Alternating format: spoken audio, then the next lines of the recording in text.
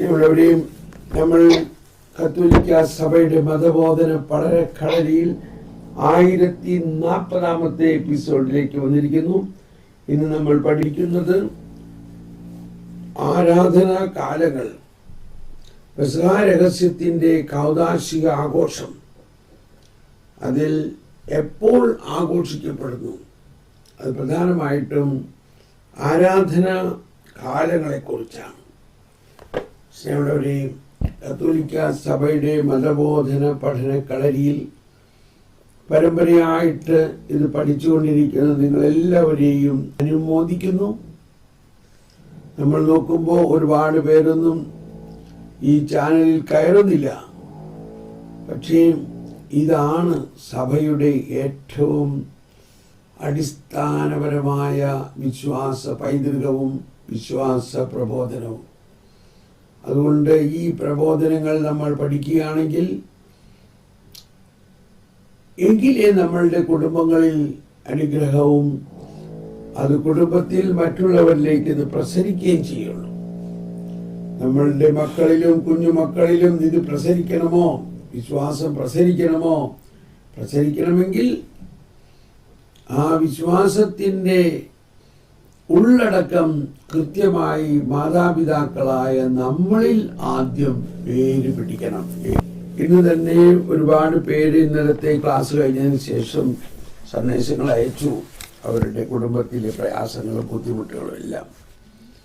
അപ്പൊ അതിൽ നിന്ന് എനിക്ക് മനസ്സിലാക്കിയ ഒരു കാര്യം ഇതാണ്: ആരും ഈ കത്തോലിക്ക സഭയുടെ മതബോധനം പഠിക്കുകയോ അതനുസരിച്ച് വിശ്വാസത്തിന് കരുത്തുള്ളതാക്കുകയോ ചെയ്യുന്നില്ല. നമ്മളിൽ വിശ്വാസത്തിന്റെ കരുത്തില്ലെങ്കിൽ, ആ കരുത്തില്ലാത്ത വിശ്വാസം എങ്ങനെ മക്കളിലേക്ക് പ്രസരിക്കും? അത് വളരെ പ്രധാനപ്പെട്ട ഒരു കാര്യമാണ്. ഇന്ന് വളരെയധികം മാതാപിതാക്കളുടെ പ്രശ്നം മക്കൾക്ക് വിശ്വാസമില്ല. നമ്മള് എല്ലാ ദിവസവും പള്ളിയിൽ പോകുന്നു, ആരാധിക്കുന്നു, പ്രാർത്ഥിക്കുന്നു, പല കാര്യങ്ങളും ചെയ്യുന്നു, ധ്യാനങ്ങൾ കൂടുന്നു, സഹായിക്കുന്ന മാതിരി എല്ലാം സഹായിക്കണം. എന്നിട്ട് ഞങ്ങളുടെ മക്കളിൽ ഇതൊന്നും വരുന്നില്ലല്ലോ. അതിൻ്റെ കാരണം നമ്മൾ ഈ വിശ്വസിക്കുന്നു എന്നെല്ലാം പറയുന്നത് വെറും ഉപരിപ്ലവമാണ്. ആഴമായ സഭാപ്രബോധനത്തിൽ അനുസരിച്ചിട്ടല്ല നമ്മുടെ വിശ്വാസം രൂപപ്പെട്ടിരിക്കുന്നത്. അങ്ങനെ നമ്മുടെ വിശ്വാസം രൂപപ്പെട്ടാൽ മാത്രമേ അതിന് പ്രസരണമുള്ളൂ, അല്ലാത്തത് പ്രസരിക്കില്ല. ഇപ്പൊ നമ്മൾ ഇലക്ട്രിക് ലൈൻ വലിച്ചേക്കുമ്പോ കണ്ടൂടെ, 3 phase ലൈൻ, 2 phase ലൈൻ. നമ്മൾ ഏത് ലൈനാ? 3 phase ആണോ, 2 phase ആണോ, സിംഗിൾ phase ആണോ? അതാണ് മുപ്പിരി ചെയർ പൊട്ടില്ല എന്ന് പറയുന്നത്. അതായത് നമ്മളിൽ ത്രിത്വിക ദൈവവുമായിട്ടുള്ള യഥാർത്ഥ ത്രിത്വിക ദൈവവുമായിട്ട് നമ്മുടെ ആത്മാവ് ശക്തമായി ലയിച്ചിരിക്കുകയാണെങ്കിൽ നമ്മൾ പൊട്ടില്ല, നമ്മളിൽ അത് പ്രസരിക്കും. അതാണ് മുപ്പിരി ചരട് പൊട്ടി. അതെ, താങ്ക് യു.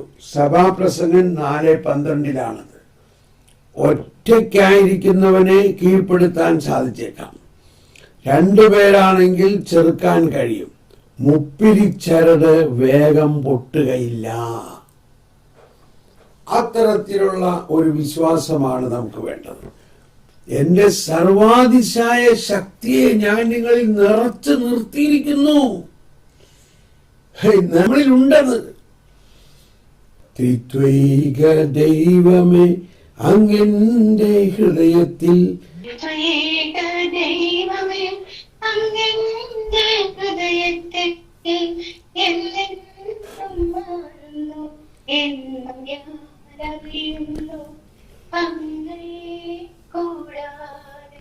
ഒരു നിമിഷം പോലും ജീവിക്കാനേ സാധ്യമല്ല. ഋത്വേക ദൈവമേ അങ്ങെന്റെ ഹൃദയത്തിൽ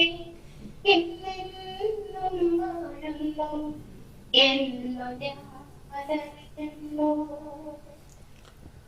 praise the Lord, praise the Lord. അങ്ങനെ പ്രസരണശേഷിയില്ലാത്ത ഒരു ലൂക്ക്വാം വിശ്വാസം കൊണ്ടാണ് ഭൂരിഭാഗം കത്തോലിക്കരും ഇന്ന് ജീവിക്കുന്നത്. പ്രസരണശേഷിയില്ല. നമ്മളിൽ തന്നെ ഒരു ആശ്വാസം പകരുന്നില്ല. നമ്മൾ തന്നെ ദുഃഖവും ദുരിതവും പ്രായ ജീവിക്കണേ. അപ്പൊ ഇന്നത്തെ നമ്മുടെ ക്ലാസ്സിലേക്ക് കിടക്കുകയാണ്. 1163 വരാം. 1163 എപ്പോൾ ആഘോഷിക്കപ്പെടുന്നു? ആരാധനാ കാലങ്ങൾ ആണ്ടുവട്ടത്തിലെ നിശ്ചിത ദിവസങ്ങളിൽ വിശുദ്ധമായ ഒരനുസ്മരണയിൽ തന്റെ ദിവ്യ മണവാളന്റെ രക്ഷാകർമ്മം ആഘോഷിക്കണമെന്ന് പരിശുദ്ധ സഭാമാതാവ് വിശ്വസിക്കുന്നു. ആണ്ടുവട്ടത്തിലെ നിശ്ചിത ദിവസങ്ങളിൽ വിശുദ്ധമായ ഒരനുസ്മരണയിൽ തന്റെ ദിവ്യ മണവാളന്റെ രക്ഷാകർമ്മം ആഘോഷിക്കണമെന്ന് പരിശുദ്ധ സഭാമാതാവ് വിശ്വസിക്കുന്നു. ആഴ്ചയിൽ ഒരു ദിവസം കർത്താവിന്റെ ദിനമെന്ന് അവൾ വിളിക്കുന്ന ദിവസം, കർത്താവിന്റെ ദിനം എന്ന് അവൾ വിളിക്കുന്ന ദിവസം, അവൾ കർത്താവിന്റെ ഉത്ഥാനത്തിന്റെ അനുസ്മരണം കൊണ്ടാടുന്നു. കർത്താവിന്റെ ഉത്ഥാനത്തിന്റെ അനുസ്മരണം കൊണ്ടാടുന്നു. അത് വർഷത്തിലൊരിക്കൽ അവിടുത്തെ അനുഗ്രഹീത പീഡാസഹന സ്മരണയോടൊത്ത് തിരുനാളുകളിൽ ഏറ്റവും ആഘോഷപൂർവമായ ഉയർപ്പ് തിരുനാളിൽ ആഘോഷിക്കുന്നു. കൂടാതെ ആണ്ടുവട്ടത്തിൽ ക്രിസ്തു രഹസ്യം മുഴുവനും അവൾ വെളിപ്പെടുത്തുന്നു. അതാണ് രണ്ടാമത്തെ പോയിന്റ്. ക്രിസ്തു രഹസ്യം മുഴുവനും അവൾ വെളിപ്പെടുത്തുന്നു. രക്ഷാകര രഹസ്യങ്ങളെ അനുസ്മരിച്ചുകൊണ്ട് അവൾ തന്റെ നാഥന്റെ ശക്തികളുടെയും യോഗ്യതകളുടെയും സമ്പത്ത് വിശ്വാസികൾക്ക് തുറന്നു കൊടുക്കുന്നതിനും ആ രഹസ്യങ്ങളെല്ലാം ഓരോ യുഗത്തിലും പ്രത്യേക വിധത്തിൽ സന്നിഹിതമാക്കപ്പെടുന്നതിനും വിശ്വാസികൾ അവയെ ഗ്രഹിച്ച് രക്ഷാകരമായ കൃപാവരത്താൽ നിറയുന്നതിനും വേണ്ടിയാണ്. ഇത് സാക്രസാന്റം കൗൺസിലിയം, രണ്ടാം വത്തിക്കാൻ സഭയുടെ പ്രബോധനമാണ്. സാക്രസാന്റം കൗൺസിലിയം 102. എന്ത് മനോഹരമാണ്! ഇതിന്റെ മാർജിനൽ പാരഗ്രാഫും കൂടി ഒന്ന് വായിച്ചിട്ട് ഞാനിത് വിശദീകരിക്കാം. മാർജിനൽ പാരഗ്രാഫ് 512 നമ്മൾ ഇതിനു മുമ്പ് പഠിച്ചിട്ടുള്ളതാണിത്. ക്രിസ്തുവിന്റെ ജീവിത രഹസ്യങ്ങൾ 512. അതൊന്ന് വായിക്കാം. ക്രിസ്തുവിന്റെ ജീവിതത്തെ സംബന്ധിച്ച് വിശ്വാസ പ്രമാണം അവിടുത്തെ മനുഷ്യാവതാര രഹസ്യത്തെയും, ഒന്ന് ഉദ്ഭവവും ജനനവും, പെസഹ രഹസ്യത്തെയും, 2 പീഡാനുഭവം, ക്രൂശിക്കൽ, മരണം, സംസ്കാരം, പാതാളഗമനവും, പുനരുത്ഥാനം, സ്വർഗാരോഹണം കുറിച്ച് മാത്രമേ പ്രസ്താവിക്കുന്നുള്ളൂ. എവിടെ? വിശ്വാസ പ്രമാണത്തിൽ. യേശുവിന്റെ രഹസ്യ ജീവിതത്തിന്റെയും 3, പരസ്യ ജീവിതത്തിന്റെയും 4 രഹസ്യങ്ങളെപ്പറ്റി വിശ്വാസ പ്രമാണം ഒന്നും തന്നെ സ്പഷ്ടമായി പറയുന്നില്ലെങ്കിലും അവിടുത്തെ മനുഷ്യാവതാരത്തെയും പെസഹായെയും കുറിച്ചുള്ള പ്രബോധനങ്ങൾ അവിടുത്തെ ഭൗമിക ജീവിതം മുഴുവനിലേക്കും പ്രകാശം വീശുന്നു.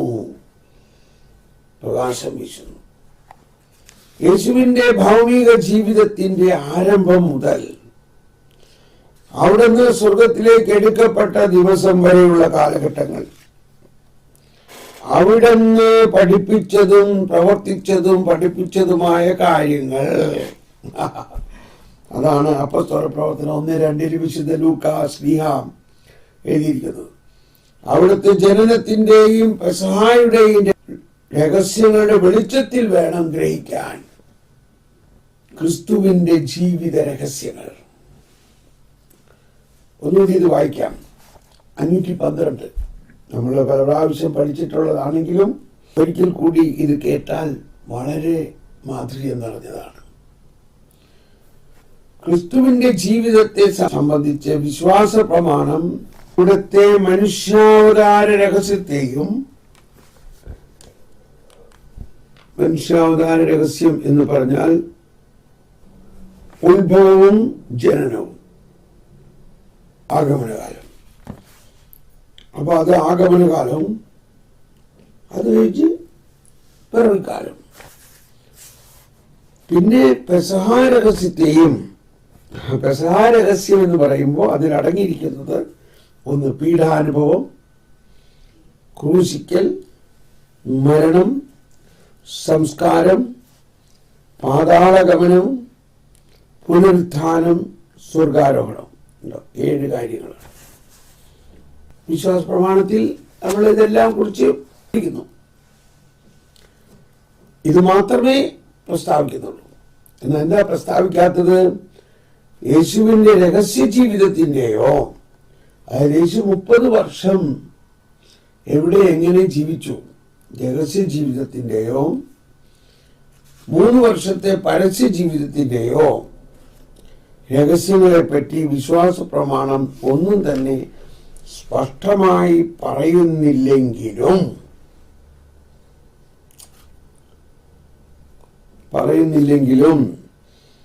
അവിടുത്തെ മനുഷ്യാവതാരത്തെയും പെസഹായെയും കുറിച്ചുള്ള പ്രബോധനങ്ങൾ അവിടുത്തെ ഭൗതിക ജീവിതം മുഴുവനിലേക്കും പ്രകാശം വീശുന്നു.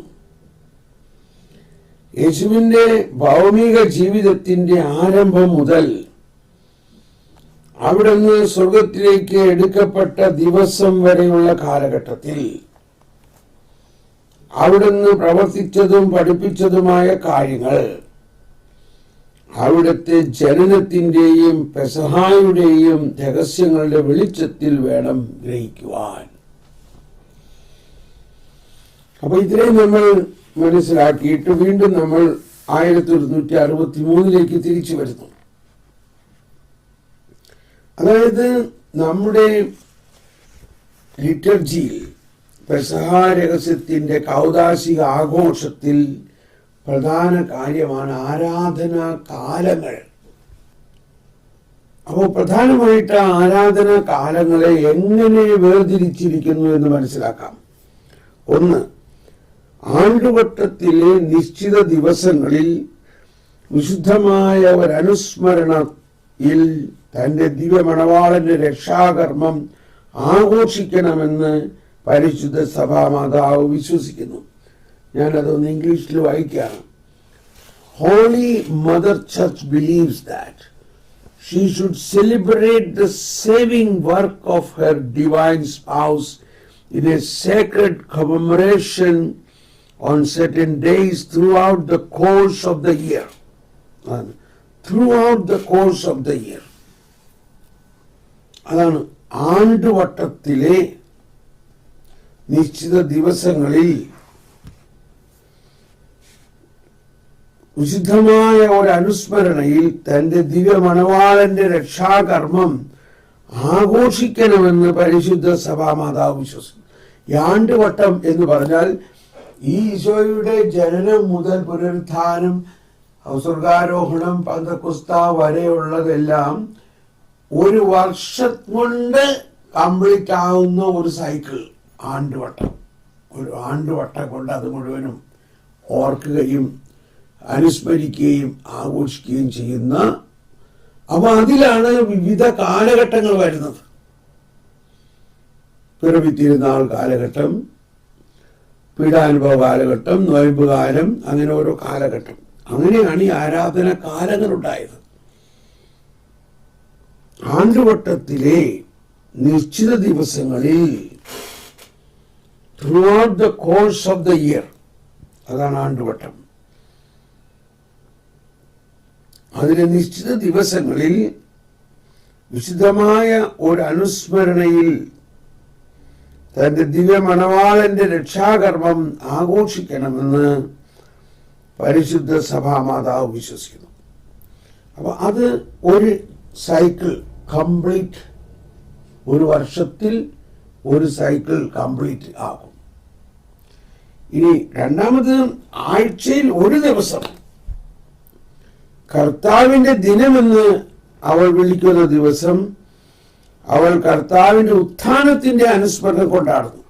അതാണ് ഞായറാഴ്ചകൾ. നമ്മൾ സാബത്ത് എന്ന് പറയുന്നത് ഈ ഞായറാഴ്ചയാണ്, കർത്താവിന്റെ ദിനമാണത്. യഹൂദര് ആഘോഷിക്കുന്ന സാബത്ത് മാതിരി അല്ല, അത് കർത്താവിന്റെ ദിനമാണ്. കർത്താവിന്റെ ദിനമെന്ന് അവൾ വിളിക്കുന്ന ദിവസം അവൾ കർത്താവിന്റെ ഉത്ഥാനത്തിന്റെ അനുസ്മരണം കൊണ്ടാടുന്നു. അത് വർഷത്തിലൊരിക്കൽ അവിടുത്തെ അനുഗ്രഹീത പീഡാസഹന സ്മരണയോടൊത്ത് തിരുനാളുകളിൽ ഏറ്റവും ആഘോഷപൂർവമായ ഉയർപ്പ് തിരുനാളിൽ ആഘോഷിക്കുന്നു. അപ്പൊ എല്ലാ ഞായറാഴ്ചയും ആഘോഷിക്കുന്നുണ്ട് ഈശോയുടെ ഉത്ഥാനത്തിന്റെ അനുസ്മരണം. എന്നാൽ അതോടൊപ്പം വർഷത്തിലൊരിക്കൽ അവിടുത്തെ അനുഗ്രഹീത പീഡാസഹന സ്മരണയോടൊത്ത്, അതാണ് നമ്മൾ വലിയ നോയമ്പ്. തിരുനാളുകളിൽ ഏറ്റവും ആഘോഷപൂർവമായ ഉയർപ്പ് തിരുനാൾ. നമ്മളത് ഒരു വർഷമോ 2 വർഷം മുമ്പോ ഒരിക്കൽ ഉയർപ്പ് തിരുനാളിനെ കുറിച്ച് വിശദമായിട്ട് പഠിച്ചതാണ്. അതൊരിക്കലും മറക്കാൻ പറ്റില്ല, ഇല്ലേ? ആ ഉത്ഥാനത്തിന്റെ ഗീതം ഓർക്കണ്ടോ? ആ ഉത്ഥാന മഹോത്സവത്തിൽ അന്ന് പള്ളിയില് തിരികത്തിച്ച് പാടുന്ന പാട്ട്.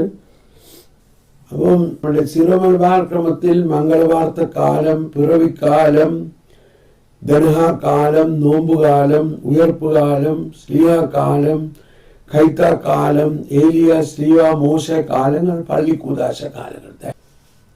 ഈ ആഘോഷപൂർവമായ ഉയർപ്പ് തിരുനാളിന്റെ ചുറ്റിപ്പറ്റിയിട്ടാണ് ഇതെല്ലാം. കൂടാതെ ആണ്ടുവട്ടത്തിൽ ക്രിസ്തു രഹസ്യം മുഴുവനും അവൾ വെളിപ്പെടുത്തുന്നു. അതുകൂടാതെ ആണ്ടുവട്ടത്തിൽ ക്രിസ്തു രഹസ്യം മുഴുവനും, അത് നമ്മൾ ആദ്യം തന്നെ പറഞ്ഞു കഴിഞ്ഞു. ക്രിസ്തു രഹസ്യം മുഴുവനും വെളിപ്പെടുത്തുന്നു. രക്ഷാരഹസ്യങ്ങളെ അനുസ്മരിച്ചുകൊണ്ട് അവൾ തന്റെ നാഥന്റെ ശക്തികളുടെയും യോഗ്യതകളുടെയും സമ്പത്ത് വിശ്വാസികൾക്ക് തുറന്നു കൊടുക്കുന്നതിനും ആ രഹസ്യങ്ങളെല്ലാം ഓരോ യുഗത്തിലും പ്രത്യേക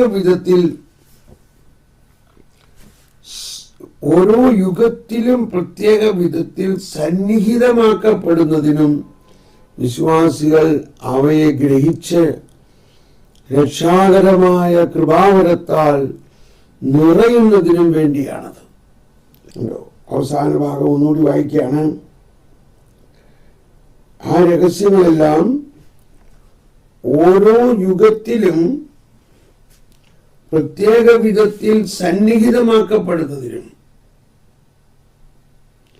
വിശ്വാസികൾ അവയെ ഗ്രഹിച്ച് രക്ഷാകരമായ കൃപാവരത്താൽ നിറയുന്നതിനും വേണ്ടിയാണത്.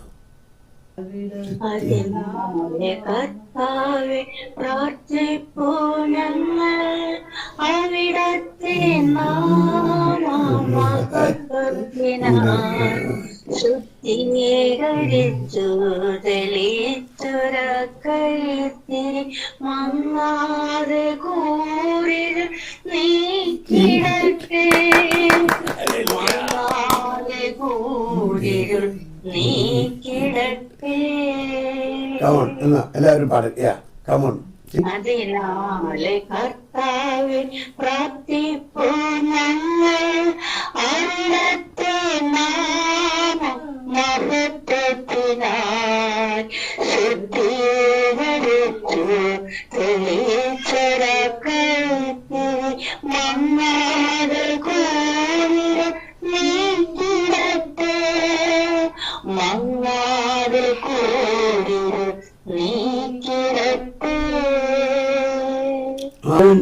ഇനി നമുക്ക് 1164 പോവാം. മോശയുടെ നിയമത്തിന്റെ കാലം മുതൽ ദൈവജനം പെസഹ മുതലുള്ള നിശ്ചിത തിരുനാളുകൾ ആഘോഷിച്ചു വന്നു.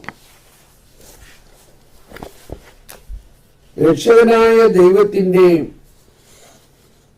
വിസ്മരണീയമായ കൃത്യങ്ങളെ അനുസ്മരിക്കാനും അവയെപ്പറ്റി അവിടത്തേക്ക് നന്ദി പറയാനും അവയുടെ സ്മരണ ശാശ്വതമാക്കാനും പുതിയ തലമുറകൾ തങ്ങളുടെ ജീവിത ശൈലി അവയ്ക്ക് അനുസൃതമാക്കുന്നതിന് അവരെ പഠിപ്പിക്കാനും വേണ്ടിയായിരുന്നു അത്. സഭയുടെ യുഗത്തിൽ എന്നേക്കുമായി പൂർത്തിയാക്കിയ ക്രിസ്തുവിന്റെ പെസഹായ്ക്കും ദൈവരാജ്യത്തിലെ അതിന്റെ പൂർത്തീകരണത്തിനും ഇടയിൽ നിശ്ചിത ദിവസങ്ങളിൽ ആഘോഷിക്കപ്പെടുന്ന ആരാധന ക്രിസ്തു രഹസ്യത്തിന്റെ പുതുമയുടെ മുദ്ര വഹിക്കുന്നു. ഒരിക്കൽ കൂടി, മോശയുടെ നിയമത്തിന്റെ കാലം മുതൽ ദൈവജനം പെസഹ മുതലുള്ള നിശ്ചിത തിരുനാളുകൾ ആഘോഷിച്ചു വരുന്നു. രക്ഷകനായ ദൈവത്തിന്റെ വിസ്മരണീയ കൃത്യങ്ങളെ അനുസ്മരിക്കാനും രക്ഷകനായ ദൈവത്തിന്റെ വിസ്മരണീയ കൃത്യങ്ങൾ, അത് നമ്മുടെ വിശ്വാസം വളരണമെങ്കിൽ ദൈവത്തിന്റെ ഈ വിസ്മരണീയ കൃത്യങ്ങളെ കുറിച്ച് നമ്മൾ അറിയണം, അതിനെ കുറിച്ച് നമ്മൾ ആഘോഷിക്കണം. അവയെപ്രതി അവിടത്തേക്ക് നന്ദി പറയാനും അവയുടെ സ്മരണ ശാശ്വതമാക്കാനും പുതിയ തലമുറകൾ തങ്ങളുടെ ജീവിത ശൈലി അവയ്ക്ക് അനുസൃതമാക്കുന്നതിന് അവരെ പഠിപ്പിക്കാനും വേണ്ടിയായിരുന്നു അത്. സഭയുടെ യുഗത്തിൽ എന്നേക്കുമായി പൂർത്തിയാക്കിയ ക്രിസ്തുവിന്റെ പെസഹായ്ക്ക് ദൈവരാജ്യത്തിലെ അതിന്റെ പൂർത്തീകരണത്തിനുമിടയിൽ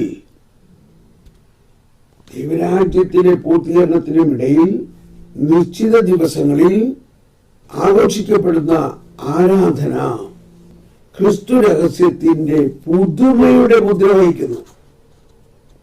അത് നല്ല രസമാണല്ലേ. ഒന്നൊരു വായിക്കാം. അവയുടെ സ്മരണ ശാശ്വതമാക്കാനും പുതിയ തലമുറകൾ തങ്ങളുടെ ജീവിത ശൈലി അവയ്ക്ക് അനുസൃതമാക്കുന്നതിന് അവരെ പഠിപ്പിക്കാനും വേണ്ടിയായിരുന്നു അത്. സഭയുടെ യുഗത്തിൽ എന്നേക്കുമായി പൂർത്തിയാക്കിയ ക്രിസ്തുവിന്റെ പെസഹായ്ക്കും ദൈവരാജ്യത്തിലെ അതിന്റെ പൂർത്തീകരണത്തിനുമിടയിൽ നിശ്ചിത ദിവസങ്ങളിൽ ആഘോഷിക്കപ്പെടുന്ന ആരാധന ക്രിസ്തു രഹസ്യത്തിന്റെ പുതുമയുടെ മുദ്ര വഹിക്കുന്നു. തുടർന്നുള്ള ഭാവം കൂടി നമുക്ക് പഠിക്കാം. 1165 സഭ ക്രിസ്തുവിന്റെ രഹസ്യം ആഘോഷിക്കുമ്പോഴും അവരുടെ പ്രാർത്ഥനയെ സവിശേഷമാക്കുന്ന ഒരു വാക്കുണ്ട്. ഇന്ന് അവളെ തന്റെ കർത്താവ് പഠിപ്പിച്ച പ്രാർത്ഥനയിലും പരിശുദ്ധാത്മാവിന്റെ വിളിയും പ്രതിധ്വനിപ്പിക്കുന്ന വാക്കാണത്. സജീവ ദൈവത്തിന്റെ ഈ ഇന്ന് ക്രിസ്തുവിന്റെ പെസഹായുടെ മണിക്കൂറാണ്. അത് ചരിത്രത്തിന് മുഴുവൻ അതീതവും അതിൽ അന്തർഭവിച്ചിരിക്കുന്നതുമാണ്. എല്ലാറ്റിന്റെയും മേൽ ജീവൻ വ്യാപിക്കുന്നു. തുടർന്ന് സെന്റ് ഹിപ്പോളിറ്റസിന്റെ പ്രബോധനമാണ്.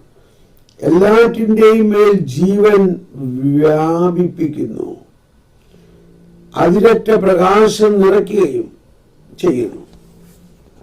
ഉദയദിക്കുകളുടെ ഉദയദിക്കും പ്രപഞ്ചം മുഴുവനും വ്യാപിക്കുന്നു. ഉദയനക്ഷത്രത്തിന് മുൻപുണ്ടായിരുന്ന മരണമില്ലാത്തവനും മഹത്വപൂർണനുമായ ക്രിസ്തു എല്ലാറ്റിന്റെയും മേൽ സൂര്യനേക്കാൾ തിളക്കത്തോടെ പ്രകാശിക്കുന്നു.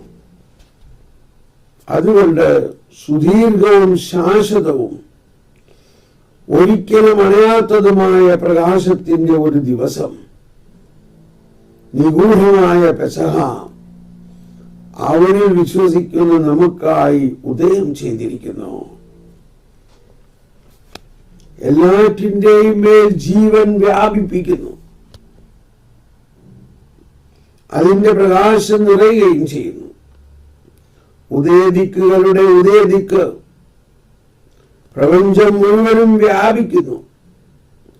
ഉദയനക്ഷത്രത്തിന് മുൻപുണ്ടായിരുന്ന മരണമില്ലാത്തവനും മഹത്വപൂർണനുമായ ക്രിസ്തു എല്ലാറ്റിന്റെയും മേൽ സൂര്യനേക്കാൾ തിളക്കത്തോടെ പ്രകാശിക്കുന്നു.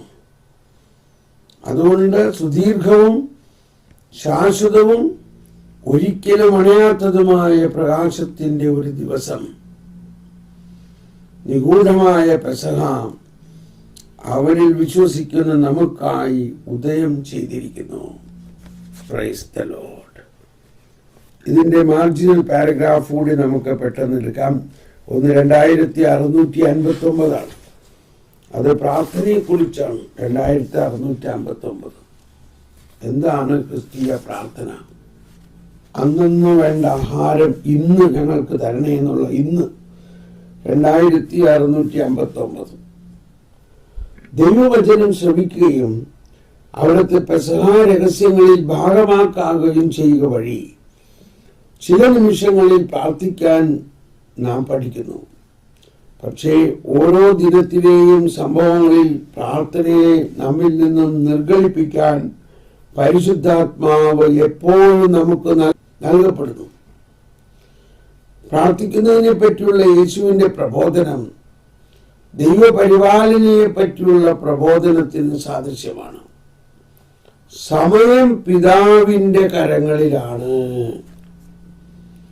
വർത്തമാനകാലത്തിലാണ് അവിടുന്ന് നാം കണ്ടുമുട്ടുക.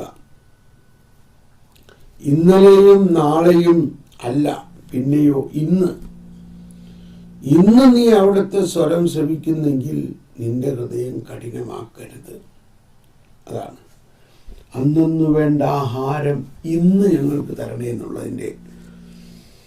വീണ്ടും 2836 ഈ ഇന്നിനെ കുറിച്ച് പറയുന്നുണ്ട്. 2836 സ്വർഗസ്ഥനായ പിതാവിന്റെ പ്രാർത്ഥനയുടെ അവസാന ഭാഗമാണ് 2836. ഇന്ന് എന്നത് ആശ്രയബോധത്തിന്റെ പ്രകടനമാണ്. ഇത് കർത്താവ് നമ്മെ പഠിപ്പിക്കുന്നു. നമ്മുടെ ഭാവന അത് കണ്ടുപിടിക്കുകയില്ലായിരുന്നു. പ്രത്യേകിച്ച് ഇത് അവിടുത്തെ വചനത്തെയും അവിടുത്തെ പുത്രന്റെ ശരീരത്തെയും സൂചിപ്പിക്കുന്നതിനാൽ ഈ ഇന്ന് നമ്മുടെ മർത്യമായ സമയത്തെ മാത്രമല്ല, ദൈവത്തിന്റെ ഇന്നിനെയും സൂചിപ്പിക്കുന്നു. നീ ഓരോ ദിവസവും സ്വീകരിച്ചാൽ ഓരോ ദിവസവും നിനക്ക് ഇന്നാകുന്നു. ക്രിസ്തു ഇന്ന് നിന്റേതാണെങ്കിൽ അവിടുന്ന് നിനക്ക് വേണ്ടി ദിവസവും ഉയർക്കുന്നു. എങ്ങനെ? നീ എൻ്റെ പുത്രനാകുന്നു, ഇന്ന് നിന്നെ ഞാൻ ജനിപ്പിച്ചിരിക്കുന്നു. അതിനാൽ ക്രിസ്തു ഉയർക്കുന്ന സമയമാണ് ഇന്ന്. Praise the Lord. Saint Ambrose ആണ്. ഇനി 1085 1085 നൽകുന്ന പ്രബോധനം നമ്മൾ പല പ്രാവശ്യം വായിച്ചിട്ടുള്ള നമ്മുടെ വളരെ പ്രിയപ്പെട്ട രക്ഷാക രഹസ്യങ്ങളെ കുറിച്ചുള്ള ഒരു പ്രബോധനമാണ്. 1085 നമുക്കതൊന്ന് വായിക്കാം. ഇതോടെ ഇന്നത്തെ ശുശ്രൂഷ നമുക്ക് അവസാനിപ്പിക്കാം. സഭയുടെ ആരാധനക്രമത്തിൽ ക്രിസ്തു സൂചിപ്പിക്കുകയും സന്നിഹിതമാക്കുകയും ചെയ്യുന്നത് പ്രധാനമായും തൻ്റെ തന്നെ പെസഹ രഹസ്യമാണ്. യേശു തൻ്റെ ഭൗമിക ജീവിതത്തിൽ തൻ്റെ പെസഹ രഹസ്യം തൻ്റെ പ്രബോധനം വഴി അറിയിക്കുകയും തൻ്റെ പ്രവൃത്തികൾ വഴി മുൻകൂട്ടി അനുഷ്ഠിക്കുകയും ചെയ്തു. അവിടുത്തെ മണിക്കൂർ വന്നപ്പോൾ ഒരിക്കലും കടന്നു പോകാത്ത അനന്യമായ ചരിത്ര സംഭവം അവിടെ നിന്ന് ജീവിക്കുന്നു. യേശു മരിക്കുന്നു, അടക്കപ്പെടുന്നു, മൃതരിൽ നിന്ന് ഉയർക്കുന്നു, പിതാവിന്റെ വലതുഭാഗത്തേക്ക് എന്നേക്കുമായി ഉപവിഷ്ടനായിരിക്കുന്നു. അവിടുത്തെ പെസഹാ രഹസ്യം നമ്മുടെ ചരിത്രത്തിൽ നടന്ന ഒരു യഥാർത്ഥ സംഭവമാണ്. എന്നാൽ അത് അനന്യമാണ്. മറ്റെല്ലാ ചരിത്ര സംഭവങ്ങളും ഒരിക്കൽ നടക്കുന്നു, എന്നിട്ട് ഭൂതകാലത്തിൽ അലിഞ്ഞു കടന്നു പോകുന്നു. നേരെ മറിച്ച് ക്രിസ്തുവിന്റെ പെസഹാ രഹസ്യവും ഭൂതകാലത്തിൽ മാത്രം നിലനിൽക്കാൻ സാധ്യമല്ല. എന്നാൽ തന്റെ മരണം വഴി അവിടുന്ന് മരണത്തെ നശിപ്പിച്ചു. ക്രിസ്തു ആയിരിക്കുന്നതെല്ലാം എല്ലാ മനുഷ്യർക്കും വേണ്ടി അവിടുന്ന് ചെയ്തതും സഹിച്ചതുമായ സകലതും ദൈവികമായ നിത്യതയിൽ പങ്കുവെട്ടുന്നു. തന്മൂലം അവ എല്ലാ കാലങ്ങൾക്കും അതീതമായി നിലനിൽക്കുന്നു. അതേസമയം അവയിലെല്ലാം സന്നിഹിതമാക്കപ്പെടുകയും ചെയ്യുന്നു. കുരിശിന്റെയും ഉത്ഥാനത്തിന്റെയും സംഭവം സ്ഥിരമായി നിലനിൽക്കുന്നു. എല്ലാറ്റിനെയും ജീവനിലേക്ക് വലിച്ചെടുക്കുകയും ചെയ്യും. Praise the Lord. ഇത് നമ്മൾ പല പ്രാവശ്യം പഠിച്ചിട്ടുള്ളതാണ്. അതുകൊണ്ട് ഞാൻ അതിനെ ഇനി കൂടുതൽ വിവരിക്കുന്നില്ല. നമുക്ക് ഇവിടെ അവസാനിപ്പിക്കാം. Praise the Lord. God bless you. എല്ലാവർക്കും നന്ദി. God bless you.